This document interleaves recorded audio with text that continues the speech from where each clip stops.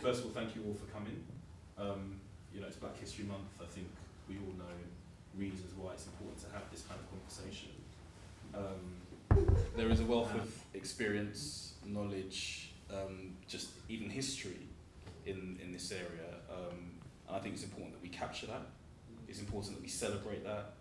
And it's important that we kind of look forward as to what we can do to make sure that continues and maybe at high levels and in policy and politics. I wonder if we could turn to Winston as first resident of Newham, perhaps to set the stall for today. Your very short history of your experiences here and black representation in politics in Newham. One bit which I left out, and I probably better bring it up now, that working for British Telecom, as it modestly, it still is British Telecom. Again, I was extremely active as a rep, a union rep.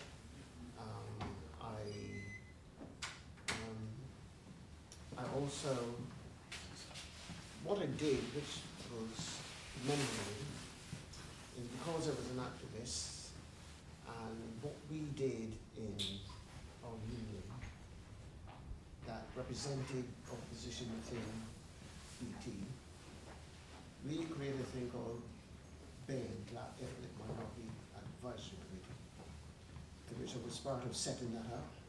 A number of 2, 3, 4 black colleagues of mine.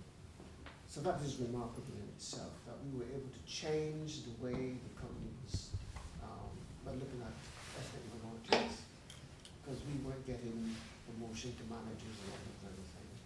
So if we created that organization within the union itself, not within the company, but because we all work with the company, it would have an effect. So the point I'm making, that if you want to achieve anything, you have to be where the decisions are taken. And if you don't, whatever happens, it is your say.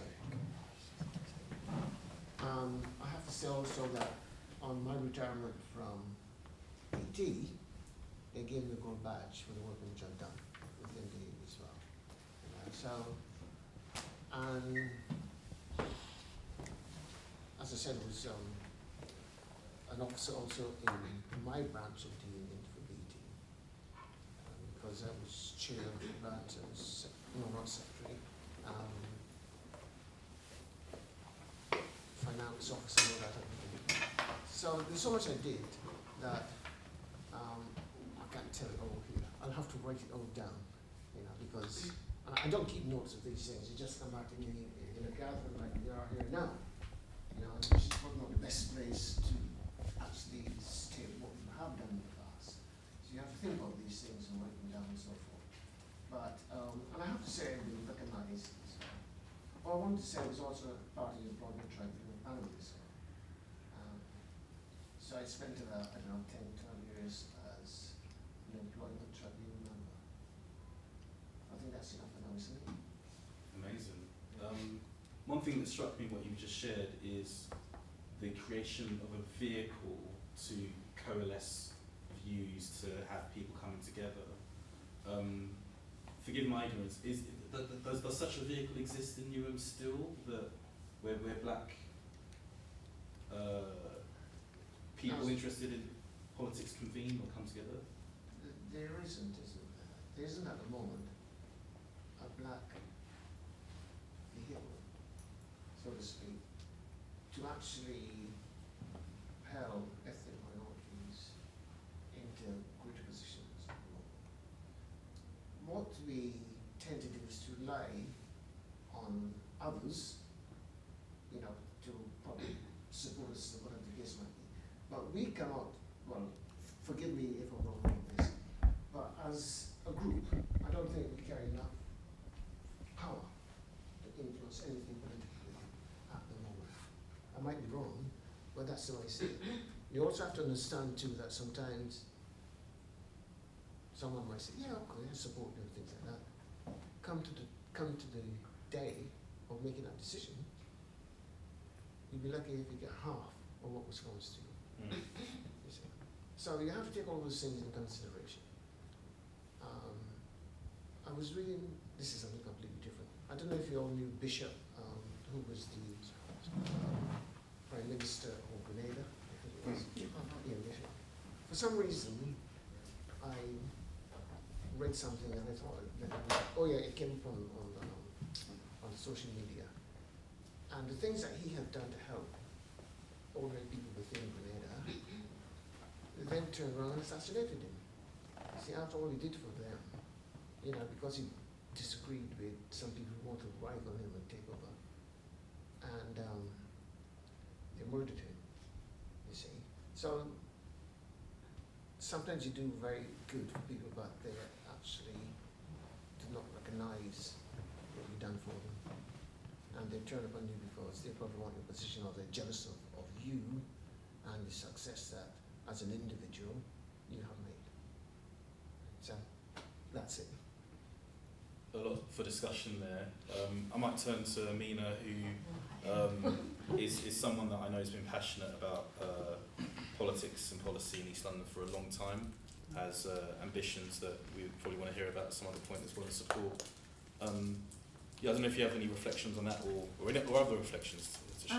Well, first of all, thank you for organising this. It's really good. I think it's the first time I've actually been in a room with lots of local leaders, black local leaders in East London, which is really amazing because we have such great talent across East London, but rarely do we ever meet together to celebrate that or to get to know each other or to talk. And I think I hope this is the start of lots more of these kind of meetings.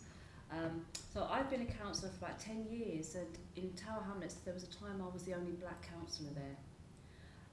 You know, it's very funny how Newham and Tower Hamlets are quite close but very different in many ways politically. And it was very lonely for a long time, and very much a lot of pressure when you feel like a lot of the black communities in Tower Hamlets see you as somebody who looks like them, and there's a lot of expectation and a lot of pressure and a lot of expectation from what they want from you. So you get lots of people coming to you. Because for me, politics is about, if you see someone who looks like you, I'll give you an example. So when we're door knocking, as we all do, many of us door knock, when I knock on doors, especially in my ward, and black people open the door, they're kind of shocked to see you, and then they want to talk to you and open up because they understand that you probably understand what they're going through or the issues that they have. And so for me, politics has always been about having communities representing the communities they live in and that they understand. And I think for me, I think it's been quite an honour to be able to have young black girls in Tower Hamlets say, oh wow, I want to get into politics now because I've seen you.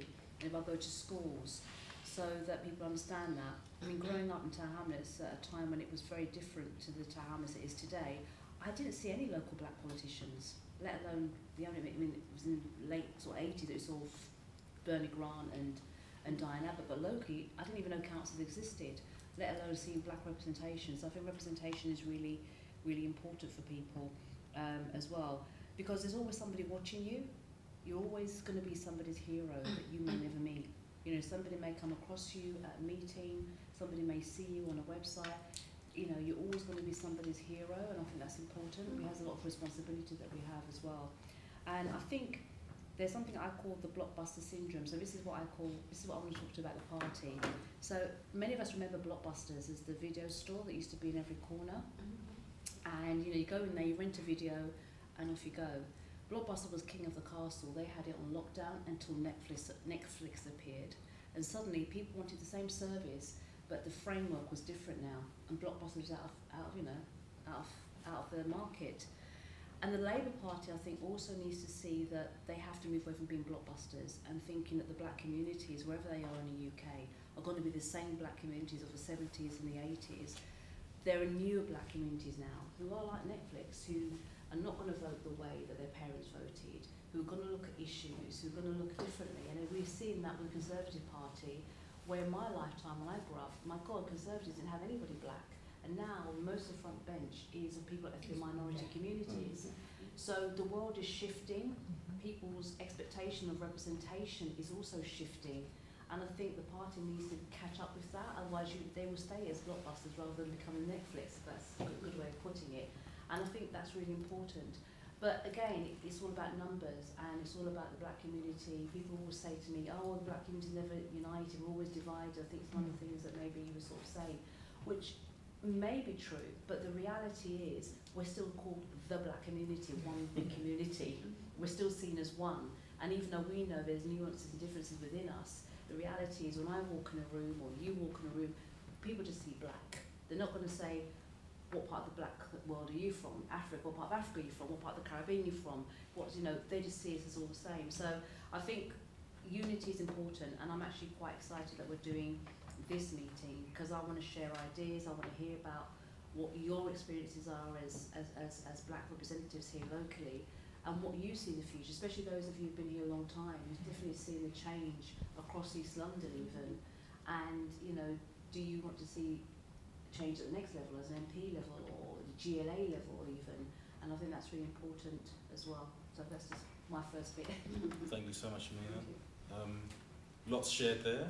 I'm sure there might be reflections. Femi, I wonder if I can turn to you as someone who we would, I think actually inspired me to get other people together. I think we were talking, and Amina and I have been talking for a long time, but you really inspired me to have this celebration event. I don't know if you've got any reflections on what Amina's just shared and what Councillor Winston has shared as well. It's great to hear a lot of people talking about coming together. I always believe in coming together and working together. I've been a member of Labour Party for more than 25 years. I only became a councillor last year. That doesn't mean I haven't applied. I've applied a couple of times. But thanks to some of the people who are here, I have to come and show them together.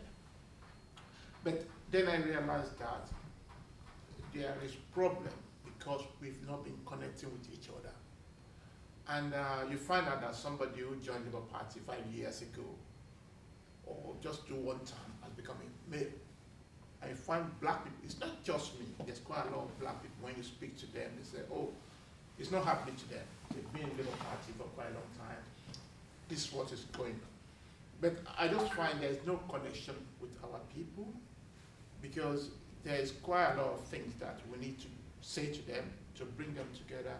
And if we don't work together, we work against each other in one way or the other. So I see that we need to go to another level. Other level is, apart from working together, what is in there for us? Why should we be voting Labour all the time and we're not getting benefit? I do recognize that we are minority in here, in Easter, in Tower Hamlets, and most of the places. But even saying that, working together, we can have one voice and put something out there for people to listen to us, and for Labour Party to listen to us. I know there's quite a lot of black group out there. We have BAME, we have African for Labour, we have Caribbean for Labour, we have so many things. But are they working for the goods of everybody? So how can we work together? And I believe this is just the beginning. We can still invite more people here to talk about it and see how we can go ahead. Thank you. Thank you. Anthony or Lester, any reflections so far? Okay. Right. I've been in Newham since 1985, so that's a long time. I've been in the Labour Party when Neil Kinnock won the leadership. That's the year I joined, and I've been a councillor since 1998. When Winston was a boy, and Joy was a young nurse. Anyway, I know everyone is going to talk about their experience of Newham and their experience in the Labour Party. And I don't want to hijack it, but there's something very pressing and near to my heart these days. And obviously, most of you might have heard of CARICOM and CARICOM 10-point plan. And in terms of the reparations. Justice. That's right, that's the word. And I know it's been getting a lot of media. In fact, the president from my country was on BBC News when he was interviewed in America when he attended the United Nations. And that is something that we, as black people black history, because we don't forget it originated in America, and it's because of what happened to the Afro-Caribbean people in America, or the Americans, the African Americans. Civil rights movement. Exactly, and we piggyback onto that, and so on. And what people in the Caribbean is talking about in terms of that 10-point plan is the justice. And one of my colleagues reminded me most recently that it's only 2015 that the British government paid off the debt. And what they did then is compensate the white slave owners then, the tune of, in terms of today's money, £21 billion for giving up their livelihood, and their livelihood was enslaving my four parents, and they were compensated. But Africa and the black Caribbean people were never compensated. They were left to their own devices. And so the black Africans, rather than in the Caribbean especially, rather than going and continue to work for the colonial masters, they then decided to go into villages and do their farming, their subsistence farming and so on. And that's how they continue.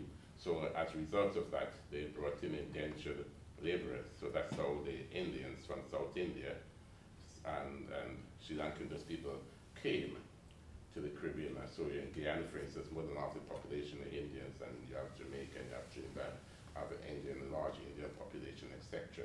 But the justice, where is the justice for these people?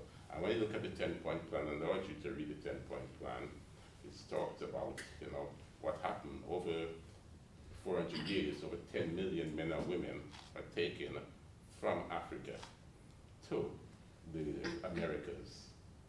And when slavery was abolished in 1836, less than 10% of those people was still surviving. So that was genocide. Because if you look at 4 million people, 10 million people taken, the population should have been at least double that over 400 years, but rather less than 10% survived because their life expectancy was so limited in those days. And then there was no form of justice.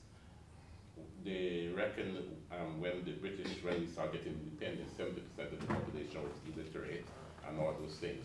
But then, and I'm going to not continue, but just a taste of it. When you take the most able men and women from Africa for over 400 years, and you export them to another part of the world, which is the greatest migration of, forced migration of human beings ever in the history of human beings. So you deplete that continent of their talent, and then you put them in a continent where they weren't themselves, they were slaves. So they left Africa as men, black men and women, and they arrived as slaves. And then they were treated as slaves. And even till now, forgive me to say, but some of us still have the legacy of slavery and that slave mentality. Well, colonial legacy is a known phenomenon, and I think even on the reparations argument, the reparations don't go far enough because it's not replacing the means of capital production, so it's probably limiting. But I think that's, thank you for sharing that. And so that is one of the conversation we needed to be start having, and supporting the people in the Caribbean who's asking and who's talking about the 10-point plan, and forcing the British government and the European government not just to say sorry, but to offer a meaningful apology. And then when you offer that apology, it must then follow with economic and other kind of help to rebuild these communities. Yeah, thank you. So those are the kind of things that we have to start having those conversations. Can I just pitch in with something there? Just as a resident of Newham, who's been here all my life, and majority of my friends who live in Newham, strangely enough, are black. And when I think about it, my friends that are not black don't live in Newham. But the issue of reparations is extremely pertinent to your residents here. And people, especially young people, they know this history. They live with it every single day, and they're very much aware of it. And the part of their reticence to be involved in the local politics in the area, part of their reticence to be involved in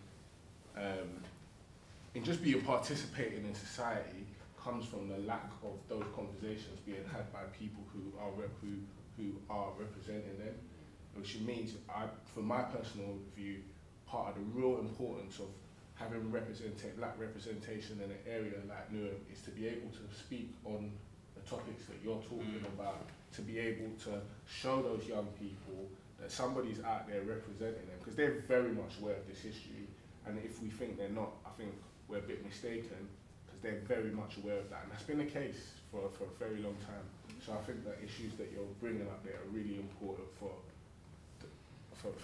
us around the room who are actually representing these people, and the more that those voices are heard, it means something to young people. And that's potentially how political disenfranchisement and disengagement starts and grows, when voices in the community aren't represented in places of power and aren't carrying those stories, aren't making advocacy on those points which are really relevant to us. So that's a really important policy issue that we could focus on. I think we've identified, Winston suggested, a vehicle that keeps us connected, that keeps us having these conversations, and then bringing policy issues to kind of further explore how we could unpack those things. Lots of really interesting points to be made. Let's I wonder if we can turn to you now. Right, Chairman.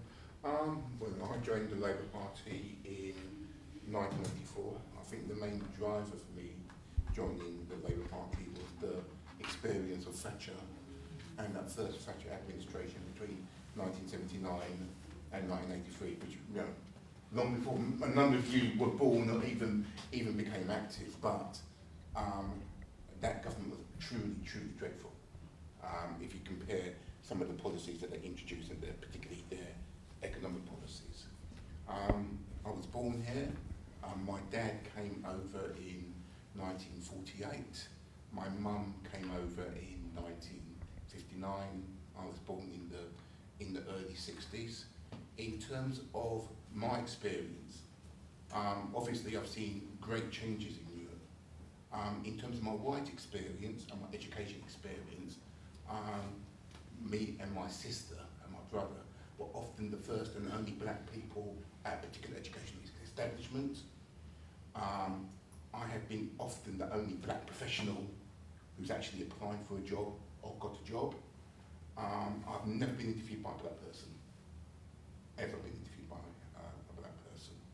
I can say I've got certain biases, but that's for later.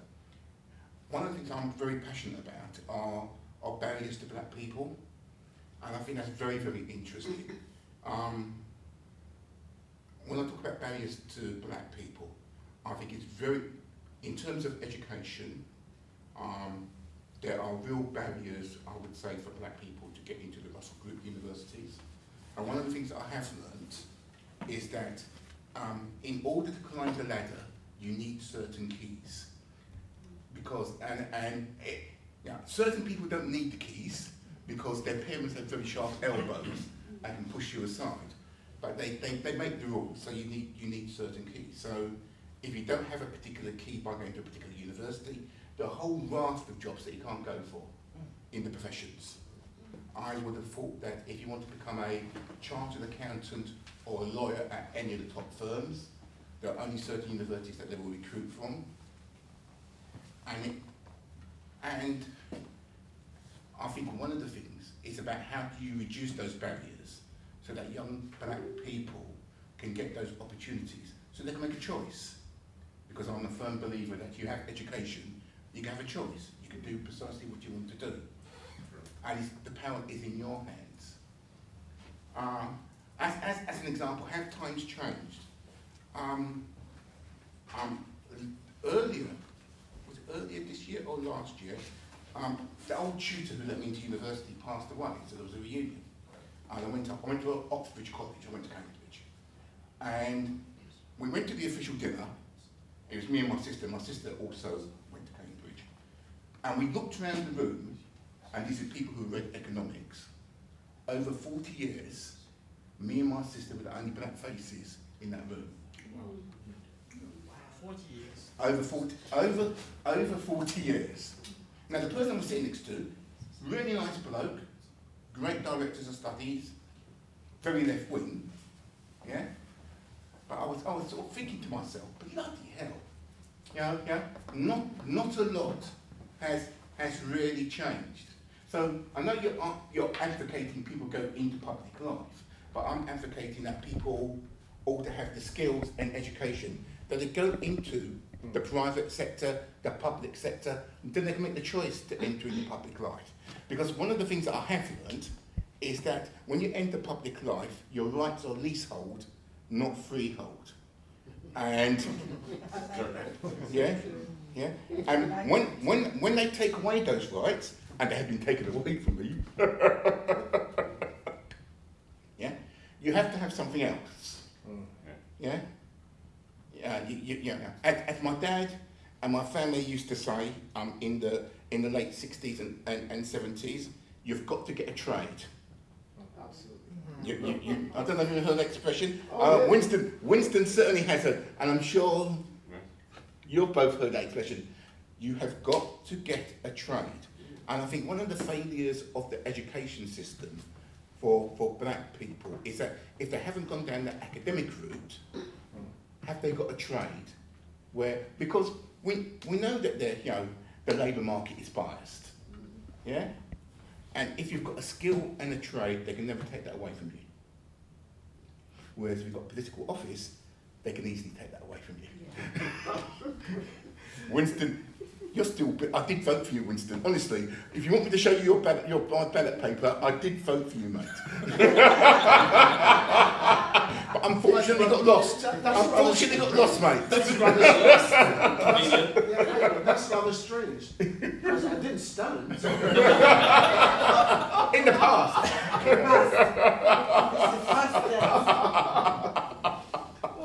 There was someone else's voice that I really wanted to be part in this discussion. We will come to Councillor Joy soon. No, wait. I'm usually last. Yes, she's on Zoom, so just give me a minute. I'm going to try and faff about and see a number of local councillors from around the area are here. It's a shame you aren't with us, but as somebody who's been active in Custom House in East London for a very, very, very long time, I think it's important that your voice was also heard. And what you wanted to say about representation of black people in East London. We've spoken quite a bit about that so far. We've spoken about maybe the need for a vehicle to keep us together. A number of the councillors that have been around for some time have shared their experiences so far. Councillor Lester's just spoken about the need for skills, because once you're in public life, it's a bit of a limited game sometimes, and so you need something to fall back on. There's lots of things we've spoken about. Councillor Anthony's also spoken about reparations as a policy area to focus on. Anyway, I'm sure you've got a particular thing to say. Hello. Okay. Love to hear your voice. Thank you. Okay, good evening everyone. My name is Foster Agbesonwa. I'm currently the president of Rotary Club of Stratford and also Assistant Governor of Rotary London. And I've been in Newham for quite a while because my husband is the Reverend of the Custom House Baptist Church that is very close to Custom House Library. And I'm sure, I think I've heard Councillor Joyce, I've heard her voice there tonight as well. Is she there? Yes, I am. Okay, good evening. Good evening, how are you? I would say that we've come a long way to when we first moved into Newham, because I've got two girls. One is 33 on 34, and the other one is 29 on 30. Born in Newham General. When we moved into the area, there was, everybody could really tell that the presentation and representation of black people in the area was not really great, especially in the right places. You might have them working in councils, but like at the bottom of the ladder, I will say that, because I went through that as well. And then we started pushing ourselves, and I went into teaching, and I knew what I faced. I went into teaching 1995, I did PGCE. It was very, very tough. Most of of the ethnic minority, where we had problems because most of us were sent off the course for one reason or the other, but God helped me. I actually, really passed, and I've been teaching until I retired last year. So I would say that we're somewhere, but to me, we're not really there. And also, I've not been part of your discussion, but I think we need to encourage more diversity in key places in the borough. I know that they've just probably chosen a lady as the head of council, Councillor Joy, if I'm right. Yeah, and we have one here, one there. But I think we need an equal representation across the board, not just in a sector, where, okay, they keep us at one level and then you have lots of people at the upper part of the council. And I heard someone was speaking about skills as well, so I think that we need to come together as one. We need to come together as one and be able to support ourselves. So I'll always say to people that it doesn't matter you are from, I'm from Nigeria, someone else is from another part of Africa, you're from Caribbean, you're from the Asian community. We are all one, and we're all classified as ethnic minority. So we should be able to come together and back ourselves to have that equal representation that we need. So, Busui, thank you so much for inviting me to be part of this. And like I said to you, I would have loved to be there physically, but I'm actually away in Derby babysitting for my daughter. So that's why I can't be there physically. So, Busui, do you have any other questions that you really want to ask me, or anybody wants to ask me any question before I get off the... I can't think of one, but Councillor Joy, I think. How do you think we can encourage, especially people in your church, to get involved in politics? Okay. You started, I'll have to say that you started that off yesterday, Councillor Joy, after the meeting at the House of Commons, and one of the ladies spoke with me, and I said to her that when I get back to London, I would talk to her. The problem that most of the churches, especially where you have lots of African or Black people, is that when they move into the area, when they're ready to buy, the prices of houses in our area is really too high for them. So they will move out of Newham, but they will commute back into Newham to come and still, because that's been their church, they've been part of the family. Because I've had that issue with the church members. Some of them that are really interested, they've moved out of the area, but the ones that are still there, I'm talking to them, and once we finish renovation of our church, Councillor Joy, I will be inviting you in, and maybe some other councillors, to just come and educate them, because lots of people don't understand the politics of the country. They might listen to news, but they don't really know how it works, so that if you come in, maybe there'll be some, I think the other thing is maybe if it's possible to go into all these churches and probably speak to them. This is how it works, this is what you need to do, because they don't understand what it entails, or what they have to do, or what are the qualifications that's needed to go into politics. You are my next one. Can I just ask a question? There's a question here as well. My question is this, that I learned that you have committee of pastors, that you hold regular meetings. Do you belong to any of those groups? One thing that I will say is that we are actually Baptist, and we are part of the London Baptist Association. So we do everything with LPA, because my husband is a district minister as well, so he works with some other pastors within the area, East London, and like sort of manages the churches and everything. So we are part of that, because at the moment that we're renovating our church, we're actually fellowshipping at the Memorial Community Church on Barking Road, which is next to where Stephen Timms worship as well, because I see him most of the Sundays now, the PCN. So you have that, and then you have the Pentecostal people. Some of them have their own, but they have something that is called the Transform Newham.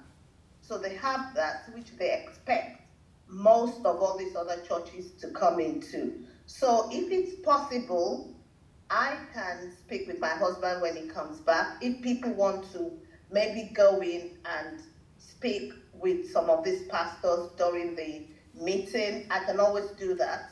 That's not a problem, just to explain. But I think they need to have an, understanding of you're in politics. That doesn't mean that you're not a Christian. And I think it's so important that people really let them have an understanding of that. That you're in politics, but that doesn't mean you can't be a Christian, or that's going to disturb you from doing other things. No. So there is a committee, and if you really want to come in and speak with them, you can always reach me through Ade or Councillor Joy. I'm more than happy to speak with my husband and then arrange a meeting and speak with the pastors. I think that would be great. I think so. I think that's a really good question, because that's such a big community, both Christian, Muslim, where a lot of us congregate, and that's where a lot of our culture, morals come from. And it's not the only place, but if there aren't any other questions for Auntie Bosse, then I think we could let you get back to babysitting in Derby. Thank you so much for zooming in. I'm really glad that we heard your voice today. Okay, thank you so much, everyone. And Ade, I wish you all the best. Thank you. Bye. We'll speak to you soon. Thank you. Bye. Bye.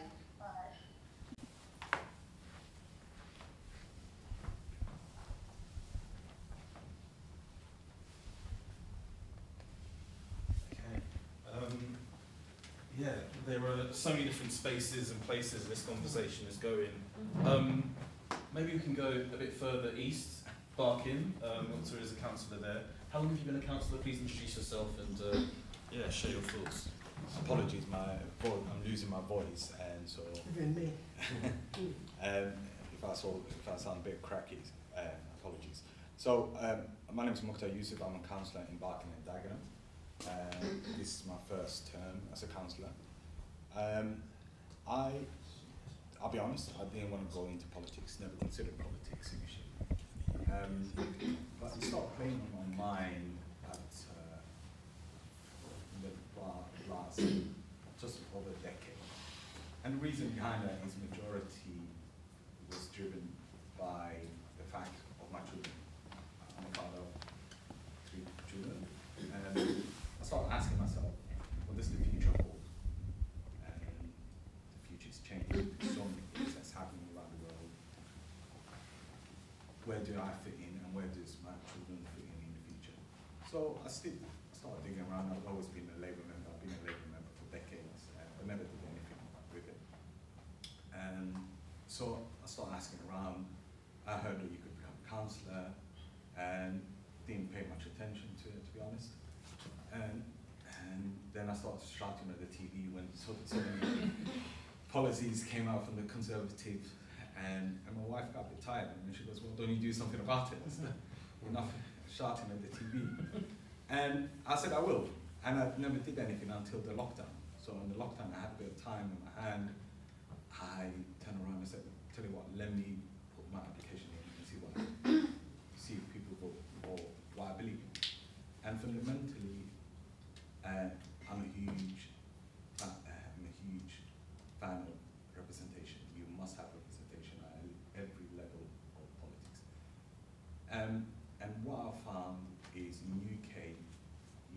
not have a foundation in politics. Many people don't really understand what happens at a local level, regional level, and a national level. If I go a bit back in my history, I grew up in Sweden. And I grew up in a fairly small town. The school I went to, it was myself and this other kid that was black.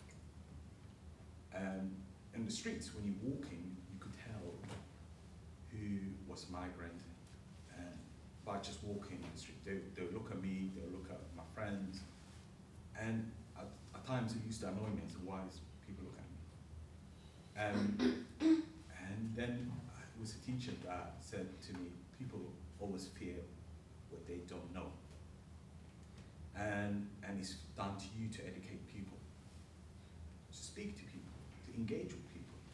I never paid much attention to it until when I decided to run as a councillor, because I started knocking at doors, and they were like, why are you knocking my door? What do you want? And I said, you're interested in local politics? I don't care. So what impacts you locally? I said, all my bins needs to be collected, I need to have a good school, the roads needs to be fixed. I said, that's politics. Who you vote for and who you represent is that person. And the majority of the doors I knocked on was ethnic minority. And when I knocked in, they're like, I'm not really interested, it doesn't affect me. And I said, yes, it doesn't affect me. I think it's a lesson when you said, it's really important that people understand the education behind politics. If you do not understand politics, you don't understand the wider impact it has on society. And whilst I did a bit of research today, just looking at a bit of stats, and according to the census, 2021, London, as we know, is the most ethnically diverse region in England and Wales. And 13.5% identify as black, yet we do not see that majority in local government. I think it works out to be only 5% from the end of 2022 has been elected as a local official from a black and minority background. And it just begs question, why are not people more interested, especially from the black community, interested in politics? Because it has direct impact in your life. So I started digging around a bit more, and I found that people, the first question I asked, why the Senate? So what? If I don't vote for you, so what? And that comes back to my point, as I said, education. If you do not understand what local councillors do at a local level, you don't understand what happens at a regional level, being mayor, regional mayor, greater mayor, and what happens on a national level. You hear about MPs, everyone hears about MPs. But you don't hear about local level. So if a council goes bankrupt tomorrow, what happens? Your council tax goes up by 15–20%. People say, I'm not going to pay my council tax. That's a criminal offense, and before you know it, you end up in jail. Or if you can't afford it, you become homeless. So it has a direct impact on what you do on a daily basis. But yeah, that was my main drive into politics. Yeah. Glad that you're here, you know, being the hero and the visible person, representative that we need in our community. Should we switch gears a little bit and think about solutions? I just want to mention something Please. about Baki. You know Donna, Yes. who is your mayor? Yes. I was there when she was having the inauguration. Yes. I mentored her. She said, oh, when I sit next to somebody, they are friends for life. So we started talking and we became friends. Then she wanted to go for the mayorship in Barking and Dagenham. She said, oh, Joy, I can't do it. I don't know how many times I mentored her. I said, Donna, you can do it. She said, I can't, Joy. Joy, I can't do it. I said, look, let me hear you speak and see whether you can make it or not. She stood up somewhere and she spoke. I said, look, you can do it. She said, oh, Joy, no. Anyway, I managed to persuade her, and she's now the mayor of Barking and Dagenham. So I did come to your inauguration. I was there. I think I was the only councillor from another borough that came to our inauguration. What I'm trying to say is, when you sit with people, talk to them. Most of the friends I have is I've sat next to them at a dinner. Even I sat at a dinner with Winston Churchill's cousin. And somebody said, who does he look like? No, these were two Chinese, the Red Bridge deputy lieutenant had invited me to this thing. So he said, who does he look like? Who sat next to me? I said, oh, I don't know, So my husband goes, oh, I think he looks like Winston Churchill. So they said he's a great cousin of Winston Churchill. Wow. It's one of my best friends now. I do regret because at one time, we were going out to Christmas. So, talk to people. And not only talking to our own people, talk to other people. You'll be surprised how you start talking to people, and just like we did with one of my counselors, Daniel and Lee and Carlin. We talked to them and we encouraged them to be counselors, and they became counselors, and they did very well. So that's what you do. Talk to people. But the Be a bit of a devil's advocate. Do any of you ever think about your legacy? I'll tell you why. During lockdown, I used to go walking in a park in Wapping, and every time I walked around the park, I'd sit down on a bench. And one day, I noticed on the bench, it said, "This bench is in memory of John Brown," I can't remember his name, councillor of Wapping, 1920. And I sat there and I thought, will anyone ever put a bench up for me after I'm gone? Will anyone even remember I used to be a councillor? Can I? No. Yes. No.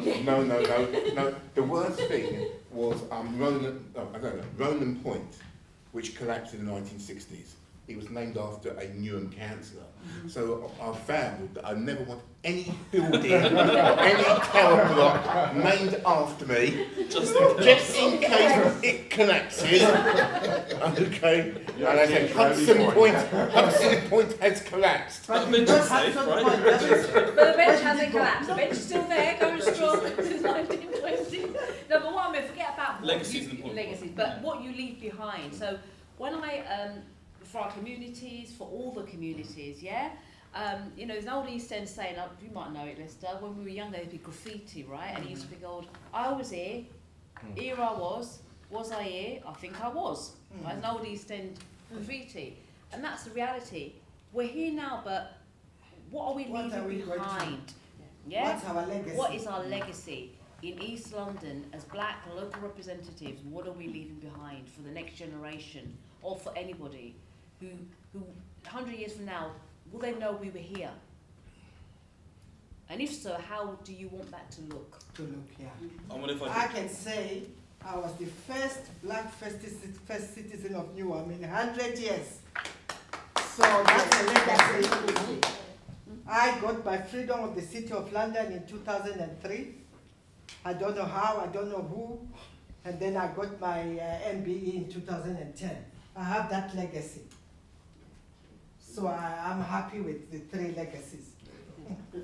Don't need any more. If we could turn to you as well to think about, and maybe just your thoughts on the conversation so far, but particularly on the point of legacy, because you said at the beginning of the conversation, it may have been off camera, but you haven't written the many things you've done in your life down. So where is that legacy captured for you, or where could that legacy be captured? Black History Month is at the moment, isn't it? And the council featured on it, actually. They sent someone to interview me and things like that, and did a story on me in Stratford Library, see. But I don't know. The thing is, I do things. I just do things. I don't think about legacy or anything like that. I think about how I can help people. That's what I think. That's the way I go about it. But other people said, well, Winston, why don't you write a book? But I can't remember anything that you see I was successful in. Somebody's pushed me to do. I never went forward. Become a counsellor. One of my colleagues said, Winston, you should become a counsellor. I really wasn't interested, but he threatened me. He said, well, if you don't, I will. I said, okay then. In that case, I put my name forward and became a counsellor. but then I did want to be an MP because my union was pushing me to become an MP. You know, they gave me all the training, like TUC and all that type of thing. And so they wanted me, they said, Winston, people like you should be in the House of Commons. I did have one interview in Reading, and out of 92 applicants, I was one of, I think, about 10 in the end of it. So, but I didn't succeed. I think the reason why I didn't succeed because I mentioned Tony Blair. Because, you know, you go to your selection panel and things like that, they ask you questions and so forth. and I mentioned to Tony Gray and Tony Blair and his education policy. And that was that. I didn't get through. I came, out of 10, I came 5th, to be honest. But then someone came to me and said, the reason why you didn't succeed, Winston, is because you mentioned Tony Blair. So I have to blame Tony Blair for me not being there. Yeah, but there's lots of things, you know. I'll have to start writing now because there's so much. Please. So, even to become a Labour Party member, somebody pushed me into it, you know. And the Industrial Tribunal, somebody pushed me into it. Because, you know, I just do things and never think about what comes after. But it's people recognize what you've done and give you encouragement to do. You know. So that's the way I have been. You see. Thank you for sharing that. I think the I'll come to you, Jenny, in a moment. I just wanted to reflect on a couple of things. The mentorship has definitely been key, and Councillor Joy, Femi, and others around the table have mentored me. And I think it's really important the point you mentioned about that MP selection process, because particularly if we think about MP selection, there are points in that journey that aren't always transparent. It's not a very, you know, that process isn't written down somewhere. And mentorship is important to let people know this is what you need to do, what not to do. And so I wonder if there is a takeaway, because I think it's important we leave this conversation with some actions, potentially something to do moving forward. Maybe some kind of mentorship program with young people like Councillor Joy was alluding to. I don't know if something exists, we don't want to duplicate or repeat something that's happening.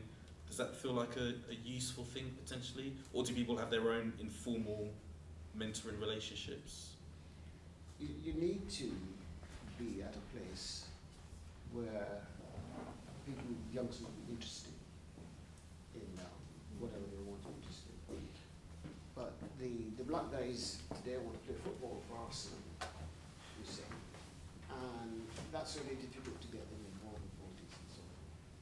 We used to have some youth organisations in the country. Oh yes, I've got so many. Yeah, and so again, that's where you probably need to capture them, talk to them, encourage them, and so forth. And if they need help, you help them as well, whatever you can. You know, but and then they have to be interested. You see, youngsters, they have to be interested because they have so much distraction. You know, lots and lots of distraction. Youngsters, they want to be this, they want to be that. They don't want to be politicians. You know, they want to be footballers, basketball players. You know, and rappers and all that type of thing. That's what they want, you see. But they're not particularly interested in politics. Maybe the challenge is for us to make them interested, to spark their interest. Absolutely, you know. But yeah, I mean, this starts a discussion on the road ahead. And I hope that from this, whatever your findings are, that it can be used to give encouragement to those youngsters who want to see, in many cases, take our place, or even go beyond that. You know, do a Sunak, you know, something like that, you see. But I know that post is very limited. But Winston, you really came in through the trade union movement, didn't you? Because Yes. you're a trade unionist. And maybe that's one of the things that over the last 20 years, with the decline of the trade union movement, that avenue is missing in terms of, you know, normal working class people getting through the process to become either MPs or get involved in local government. But I think there are a number of people over the time that we've been on the council who have come on through the trade union. I remember sitting on the back benches yeah, and there were ex-trade unionists, people, you know, be it London Transport, be it on the print. Yeah. So I think that can be a vehicle, working with the trade unions to see if there are young trade unionists who want to get involved in public office. It's a really good shout, something we'll explore. I think a couple of people here wanted to make comments, and then Councillor Joy and Councillor Jenny. So maybe what's the first, then Amina. Just to add to those comments, I think councils, I know for a fact my council has a youth forum where they encourage young students to get involved with the council. They expose them to policy at a local level, and then we also have a young mayor. But the fact comes from is that some of our councillors tend to go to school to have a talk, to educate those young minds about what is happening on a local level. And Winston, I fully agree with your point. Many women these days have so many distractions. I want to be this one, but it's not that, or you can't do two things at the same time. You could do it definitely. You could be interested in football. You could do interested in, right? But you could also be interested in local politics. There are many people that are not interested. I was never interested in politics, but I knew a friend of mine that at the moment is working in UN. He was interested in politics from a young mind, but he loved football. He loved football. He would actually skip classes in school to go play football. But at the back of his mind, he said, I enjoy politics too, I'm interested in it. So it's not binary. You could either have that or you can have that. What I wanted to add also is, I think having some youth forums that I've seen is the Young Mayor's Youth Forum, which he or she travels around different schools. You could engage with that, and you could encourage those young mentorship from there. And also, back in my mind, I think we touched on it, I've always wanted to set up like a program or where I encourage young people to come into politics, but it's just finding the time. But as a group, more hands make light work. Yeah. So that's maybe something I think we can come away with. Yeah. Amina? We didn't hear from. So after Amina, if you want to come in afterwards, please. I just think it's a very difficult question, because whenever we talk about politics, we always say we need to get young people engaged in politics, and it's exactly what Winston said. Today it's very difficult, especially when we talk about young people. We talk about our communities, our young black children. Yeah, it's very different to say the Caucasian kids or the Indian kids. We just stick to black kids. Black kids have a lot of distractions, and a lot of them live in, not all of them, but they live in very kind of hard circumstances, and they're navigating racism and so many other issues on a daily level. They go to schools where they sometimes don't feel seen. They've got all that problems of getting through society, their identity. Many of them. I mean, I remember growing up, and my parents are from Somalia, and like my dad and his generation, they came in the 1950s, and my mum came in the 60s. I grew up at home as somebody, and then you go to school, you're somebody else. We all had that, okay? So young people always, and it's worse now with this, social media. It's made it worse for people. But I believe in democracy. And what is democracy? Democracy is about politics for the people, of the people, yeah? That's what it is. And I think political education in schools isn't very good. I don't think they get the right kind of political education anymore in school. And I believe in taking politics to the people. So we need to think like young people if we really are serious about getting them into politics.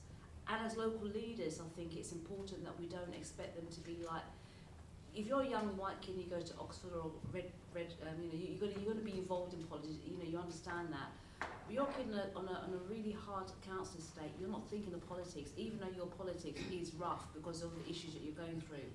So it's understanding those kids and using other stakeholders to be able to speak to them. So like Corbyn did it greatly when he did the whole Stormzy. By getting Stormzy, by going to Glastonbury and these kind of places, going to places where young people are, he showed them that politics was accessible, And when we're local leaders, if we suddenly become local leaders that they look at and think, yeah, you might look like me, but you don't sound like me, you don't really think like me, I think that's puts them off as well. So it's being able to show them that, you know, I'm like you, I've come from the same area as you, and this is my journey, and you can have the same kind of journey. I know I'm talking in round riddles because it's a very difficult thing to pinpoint down, but I think you kind of get it. Look, if you don't talk to people, young people in the language that they understand, if you don't go to where they go to, you're never going to engage them, especially now when things change with ID coming in to go to vote and all the rest of it. It's disenfranchising all of our communities. Yeah. And I think what we don't do much of, we don't do much of looking across the pond to America and the black mobilisation that happens in America and the real stuff that they've been doing in places like Alabama, in Georgia, these places where black people have been disenfranchised for a very, very long time. On the ground, the black activism that's happening in those communities is from people in the communities who aren't necessarily local councillors or local Senate people, whatever they're called. They're actually just normal tenants and communities and churches and grassroots people. We need to engage the grassroots people as well, I think. But that starts with us having the right kind of leadership. So maybe from this meeting, we can try and work on that. Anyway, I waffle a lot, sorry. Victoria, just a couple quick ones, yeah. There's like a key point, I think, when like politicization, just like key points when like politicization happens for people. So some people, they're like young, and because their parents are into politics, they pick up on that, and then they just go through life just understanding politics. And then there are people, their parents are not that like vocal about politics, so like you just live your life and you don't know why politics affects you. And then then you might either get politicized because you go to uni and or you find a friend and that person just picks, and so you start understanding things, or life slaps you in the face. Then life slaps you in the face and you're like, wait a minute, I can't buy a house, my area's changing, nothing here represents me, I shout at the news, and then you have those points. And I think if you think about, if you want to get more people involved, I think it's about thinking about how you can touch people when they get to those points. So for example, like at university, you've got your Afro-Caribbean societies. For some universities, that will lead them into student union politics, and then that's the only time, that might be the only time you're ever going to be involved with a union as a black person. Because you're thinking, a lot of young black people are thinking, let me get this corporate job, or if you're not in that university space, you're thinking just how can I make money? Do you know, that's just generally how you're thinking. Like back to the thing you're saying, how do I get a trade? So like, at that, it's just about how do you lynch people in at those points where they're like, actually I think society needs to change, or I need to make a change, or some change needs to be made, and politics is an avenue that I can exercise that. I think if you think about those points, and those points don't just have to be young people, you know, I think very often there's a lot of services that we offer that offer young people, especially for black people. Once you're not young anymore, it's like, let society deal with you. I mean, that's it. I think you've done quite well, actually, Winston, you're alright. That's the point. Unfortunately, we're nearly at time, so we're going to have to start wrapping up. I just needed to just say one point. You know, here, the black families, especially mothers, because when I was working, I had 3 jobs. I was a counsellor, I was a manager in a very acute ward, and I was doing part-time in another nursing home. And during that time, I've got 5 kids, right? You tell me how they're going to, I have to feed all of them. I had a house that I just bought. So you tell me, how am I supposed to keep these jobs, look after the kids? So the kids went haywire, right? Because the parental control was not there, not because I don't want to. My husband was a gynecologist working somewhere else, so we had to make ends meet to give them the best in the, you know, they always remember me taking them somewhere. But what I'm saying is, for us, the most of the problems we have is that our children have got, a lot of our children have got, what do you call it? Trauma? No. They've gone to prison. Yeah. issues. So how can they be councillors when they've been to prison? A lot of black boys have been to prison, and you know that. So you tell me how they are going to get into politics when they are going to ask for their, they want them to declare something. They're not going to get interest because they just know that they won't be taken. We've got one of the worst schools that we had in Newham. It's called Brampton Manor. My children went there. And the best school now in the country is being headed by a Nigerian. You know, Brampton Manor. All the children there are going to big universities. Oxbridge, yeah. Why? What has he done that some other head teachers are not doing? So there's something that we need to get into. Let's go to meet that head teacher, find out what actually are you doing. What actually are you doing? I don't even know if that's happening because I've not. Because they're all going to university, all of them to top universities, not just ordinary. Yeah, that's because it's partially selective. That's because it's partially selective. Yes, I know it's partially selected, but you can still select somebody if they are not hardworking and they join the bad groups and all sorts of things. So what is it that he's doing? Because I see them in the morning, the gate is open at 10:30. Children are actually running to go to the class. They're actually running, not walking, running so that the gate doesn't get closed. So that discipline, how is he doing it? Creating a good positive culture. And most of the people there, I know it's selective. Most of the people that go there, I don't think it's that selective because most of the children are going from the ordinary primary schools anyway. Yeah. They are not coming from a grammar school.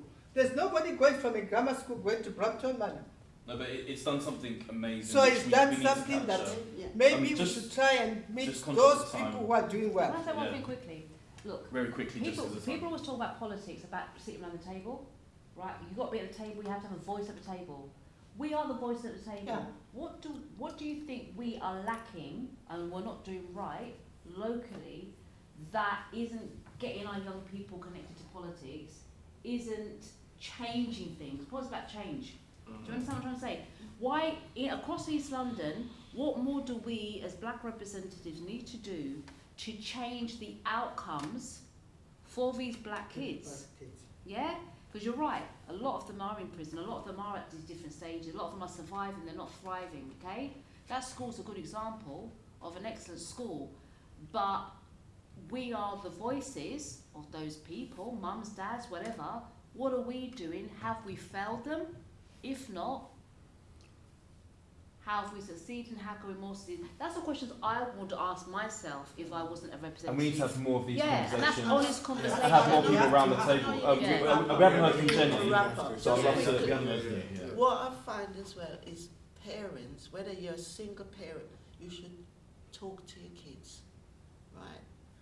I'm lucky, I've got my grandson, and he tell me, he's 23, he tell me everything, what he's doing, where he's going. He wake up in the morning, and I tell him, I don't leave the house without telling him.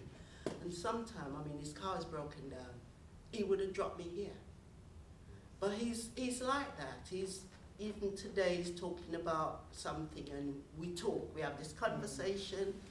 We don't just walk out the house without saying something. Get But, Yeah, I think Jenny's that. central point was having more conversation. More conversation. And sorry, Yeah, we the, don't have to the go. place is going to kick us out. So I'm really sorry. No, Obviously we want to have we more. have to do this Want to again. talk, but yeah, we have to. We It's have going to to be do able to this again. have Some more more of it. conversations, and I'm so glad that we've been able to have this one as a starter. It shows the appetite is there, the need is there. There's so many things we've just touched the surface level of.